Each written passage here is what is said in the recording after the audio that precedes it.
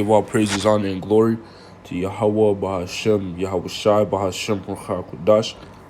Double honors to my teachers, the apostles, and the elders, the great millstone that rule well and teach well. And shalom and salutations to the fellow brethren and the laborers that are laboring in this work as well. So this lesson that I'm going to be getting into today, is going to be about prophecy. And that word prophecy, when you break it down, it breaks down to basically foretelling future events, saying something that's going to come in the future, and that's the lot of a prophet. They prophesy, they proclaim things before they happen. For example, Noah foretold of the rain, and the rain came. You see, as well as many prophets. Matter of fact, let me start here in Jeremiah 28 in verse 8. It says, the prophets that have been before me and before thee of old prophesied both against many countries and against great kingdoms of war and of evil and of pestilence. You see, so that was the lot of a prophet, to prophesy against many countries and great kingdoms.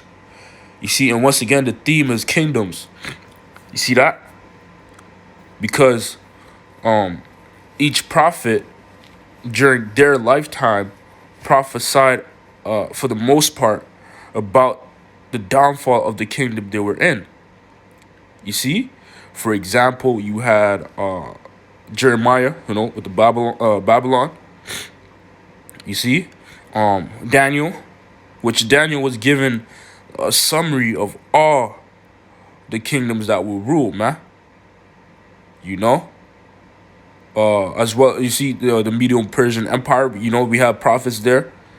The Assyrian Empire. You see, but all these kingdoms that ruled, they played a part in the nation of Israel. Because, for example, the Assyrians, they're the one that carried the northern kingdom. They took the northern kingdom, you see? They split. That's when the split happened between the southern and the northern kingdom of Israel. You see? The Greeks, they played a major role in the nation of Israel's story, the storyline. Because why? That's when the nation of Israel was Hellenized. And they fell as a people, predominantly. You see? So, sticking to the point, prophets prophesy. And the theme of prophecy is really prophesying against kingdoms, man. Matter of fact, so let me get this in the book of 2 Peter, chapter 1, and verse 19. It says, we have also a more sure word of prophecy, whereunto ye do well that ye take heed, as unto a light that shineth in a dark place until the day dawn and the day star arise in your hearts. You see? So this word of prophecy that we possess is sure, meaning it's going to happen. If the Lord gave you insight to something, if the Lord opened your mind to see something, and gave you the understanding of, the future, it's going to happen. It's sure, man. Verse 20 says, knowing this first, that no prophecy of the scriptures of any private interpretation. For the prophecy came not in old time by the will of men, but by holy men of the Most High, spake as they were moved by the prophets, man. So you have the prophets that are resurrected and brought back on the scene once again in this lifetime.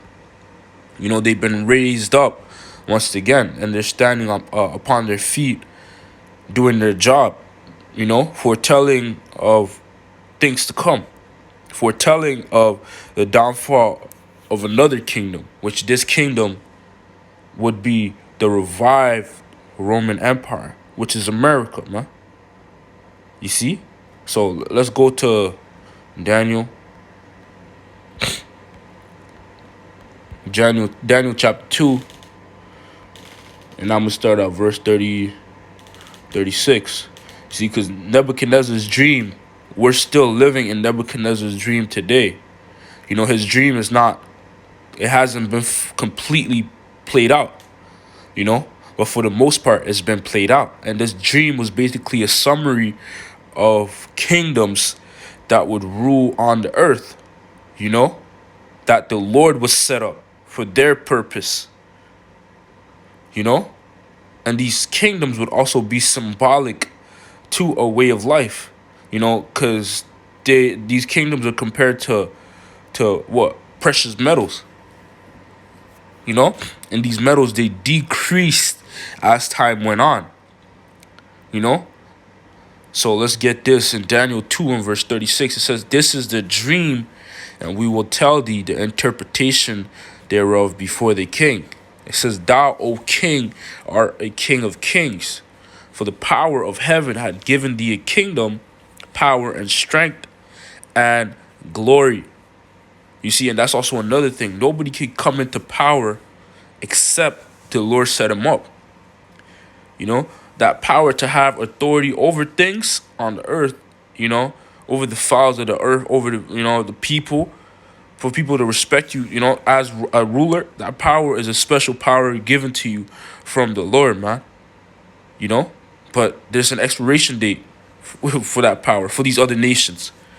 You see, but for Israel, when Israel set up and Yahweh Shai set up, you know, there isn't going to be an expiration date, because that's who is supposed to govern. That's who was originally supposed to rule the earth. That's who is not going to get kicked off the throne by the earth, because only life is going to be brought forth when Yahweh Shai is ruling, man, and not destruction. You see?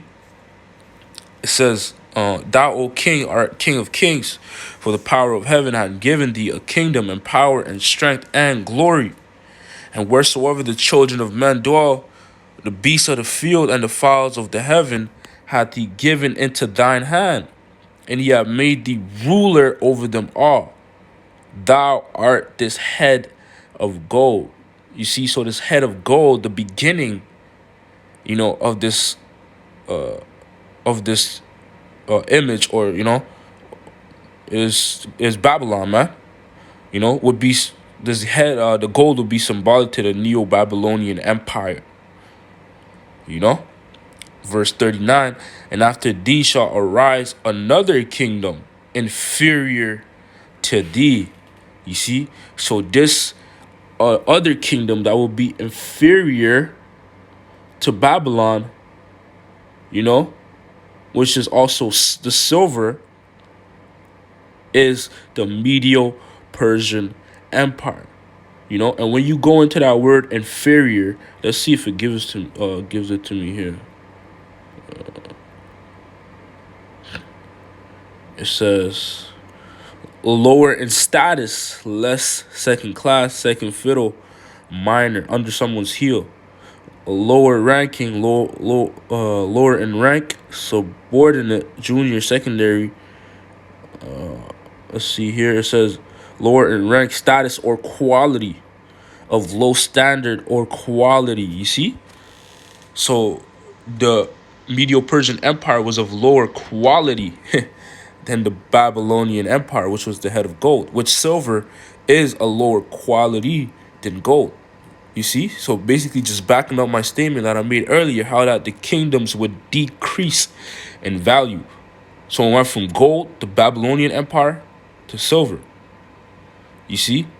And it says, "And another third kingdom of brass, which shall bear rule over all the earth." You see? So this third kingdom of brass, which is a lesser value, even a lesser value than silver, is symbolic to the Greek Empire, the Grecian Empire. You see? And it's lower value because these Edomites are the lowest of the lows, man. Because brass is not compared to silver or gold. It's not, you can't compare brass to silver or gold. You know, that's of lower value. You see? And scriptures speak about how, you know, the Lord setteth up the bases of men, which are the Edomites. You know?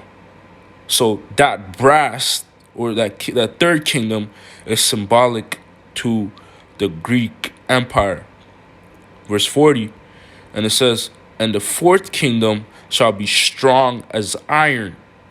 For as much as iron breaketh in pieces, and subdueth all these, and as iron that breaketh all these shall it break in pieces and bruise. You see, so this fourth kingdom is a symbolic or referring to the kingdom of Rome, or Rome. You see, because what was Rome known for? It was known for its military power, you know, but specifically the iron they yielded, man. You know, their weapons, their military might. That's what was Rome was known for. You see, verse 41, and whereas thou sawest the feet of and whereas thou sawest the feet and toes, part of potter's clay and part of iron, the kingdom shall be divided, but there shall be in it of the strength of iron, for as much as thou sawest the iron mix with miry clay. So this, the toes, the feet and toes of this image is referring to where we're at now, where we're living right now, in the time we're living in right now. You know, this is referring to the revived Roman Empire. You see, which is really America. You know, and the feet, you know, which is part of iron's clay, you know, and potter's clay, is symbolic to what? NATO and the EU. Because within NATO and the EU, you have some nations that are strong. It's divided, you know. Some nations that are strong and some nations that are weak. Verse 42, it says, and as the toes of the feet were part of iron and part of clay, so the kingdom shall be partly strong and partly broken. And whereas thou sawest the iron mixed with miry clay, they shall mingle themselves with the seed of men, but they shall not cleave one to another, even as iron is not mixed with iron.